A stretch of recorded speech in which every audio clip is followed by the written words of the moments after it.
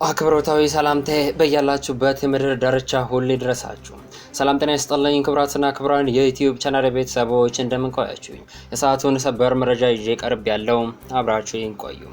ዛሬ የአሜሪካው ፕሬዝዳንት ዶናልድ ትራምፕ ሁለቱን የመካከለኛው ምስራቅ ሀገራት አስማምቼ የተኩስ አቁም ስምምነት አምጥቻለሁ ካሉ ከሰዓታት በኋላ እስራኤልና ኢራን እርስ በርሳቸው ስምምነቱ ተጥሷል በሚል እየተካሰሱ ነው። አሁን ከደቂቃዎች በፊት በኢራኗ መዲና ቴህራን የፍንዳታዎች ድምጽ መሰማቱ እየተዘገበ ነው። ሰላም አምጥቻለሁ ያሉት ትራምፕ ለእስራኤል ከፍተኛ የተባለ ማስጠንቀቂያ ልከዋል። እስራኤል እነዚያን ቦምቦች እንዳትጥይ በጥቃቱ የምትቀጥይ ከሆነ ከባድ ጥሰት ነው፣ የጦር አውሮፕላን አብራሪዎችሽን ወደ ቤታቸው አሁኑኑ መልሽ የሚል ቀጥተኛ ማስጠንቀቂያ ልከዋል ትራምፕ። በመካከለኛው ምስራቅ መረጃዎች በፍጥነት እየተለዋወጡ ነው። ዝርዝር መረጃዎችን ነው ሰብስክራይብ በማድረግ የደወል ምልክቷን በመጫን መረጃዎችን በፍጥነት ማግኘት ትችላላችሁ። በቀጥታ ወደ መረጃው አልፋለሁ። ዛሬ ጠዋት ዶናልድ ትራምፕ በመካከለኛው ምስራቅ በኢራን እና እስራኤል መካከል የሚደረግ የነበረውን ጦርነት በተኩስ አቁም ስምምነት ማስቆማቸውን ይፋ ቢያደርጉም ሁለቱ አካላት ስምምነቱ ተጥሷል እየተባባሉ እየተካሰሱ ነው። ኢራን የተኩስ አቁም ስምምነቱን በመጣሷ ከባድ ምላሽ ይጠብቃታል ስትል እስራኤል የዛተች ሲሆን የኢራን መገናኛ ብዙሃን ደግሞ በሰሜናዊ እስራኤል ፍንዳታዎች በመሰማታቸው ተኩስ አቁሙ ተጥሷል ብለዋል።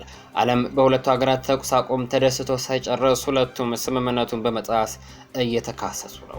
የእስራኤል መከላከያ ሚኒስትር እስራኤል ካትዝ ባወጡት መግለጫ የእስራኤል መከላከያ ሰራዊት ኢራን የተኩስ አቁምን በመጣሷ በቴህራን እምብርት ላይ ባሉ አገዛዙ ኢላማዎች ላይ ከፍተኛ ጥቃት በመሰንዘር በኃይል ምላሽ እንዲሰጥ ትዕዛዝ ሰጥተዋል ተብሏል። የኢራን የውጭ ጉዳይ ሚኒስትር ጥቃቱ የሚያቆሙ እስራኤል ተመሳሳይ እርምጃ ከወሰደች ብቻ እንደሆነ ቀደም ብሎ ተናግሯል። የእስራኤል ጦር ከኢራን የተወነጨፉ ሚሳኤሎችን ለይቻለሁ ሲል በዛሬው ዕለት አስታውቋል።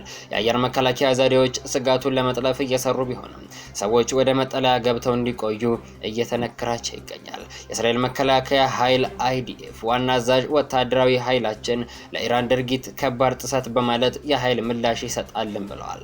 ያል ዛሚር እንደተናገሩት በኢራን መንግስት የተካሄደውን የተኩስ አቁም ከፍተኛ ጥሰት ተከትሎ በኃይል ምላሽ እንሰጣለን ሲሉ በኤክስ ገጻቸው ላይ ባወጡት መግለጫ ገልጸዋል።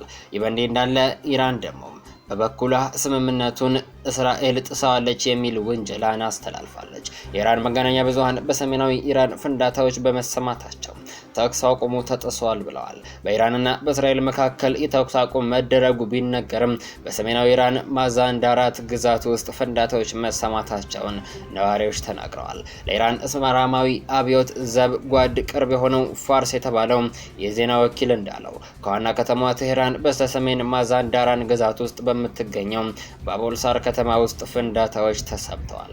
ይህ በእንዲህ እንዳለ ከፊል መንግስታዊ የሆኑት መህርና ኢስና የተባሉት የዜና ወኪሎች በሰሜናዊ ግዛት ውስጥ በሚገኙ የተለያዩ ስፍራዎች ፍንዳታዎች መከሰታቸውንና የአየር መከላከያ መሳሪያዎች ተኩስ መሰማቱን በመጥቀስ የተኩስ አቁሙ ተጥሷል ብለዋል። በተጨማሪም የኢራን መንግስት ቴሌቪዥን ፍንዳታዎች መከሰታቸውንና የግዛቲቱን አስተዳዳሪ ቃል አቀባይ ክስተቱን በተመለከተ ዝርዝር ጉዳዮች ግን አለመታወቃቸው መናገራቸው ተገልጿል። በሌላ በኩል የአሜሪካው ፕሬዝዳንት ዶናልድ ትራምፕ እስራኤል በኢራን ላይ ጥቃት መፈጸም የለባትም በማለት ቀጥተኛ ማስጠንቀቂያ እስራኤል አስተላልፈዋል። ፕሬዝዳንቱ እስራኤል እነዚያ ቦምቦችን አትጣይ፣ በጥቃቱ የምትቀጥይ ከሆነ ከፍተኛ ጥሰት ነው፣ የጦር አውሮፕላን አብራሪዎችሽን አሁኑኑ ወደ ቤታቸው መልሺ ብለዋል። ይህ የፕሬዝዳንቱ ማስጠንቀቂያ የመጣው ከዛሬ ጠዋት ጀምሮ ተግባራዊ የሚሆን የተኩስ አቁም በኢራንና በእስራኤል መካከል መደረጉን ካስታወቁ በኋላ ነው።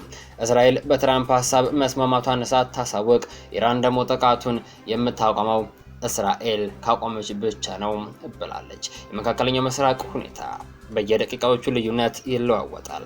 ሰብስክራይብ በማድረግ የደወል ምልክቷን በመጫን መረጃዎችን በፍጥነት ማግኘት ትችላላችሁ። ለሰዓቱ ያስኩላችሁ መረጃ በዚሁ አበቃ። በቀጣይ በሌሎች መረጃዎች ተመልሰን እስክንገናኝ በያላችሁበት የምድር ዳርቻ ሁሉ ያማረና የተዋበ ጊዜ እንዲሆንላችሁ ተመኘው።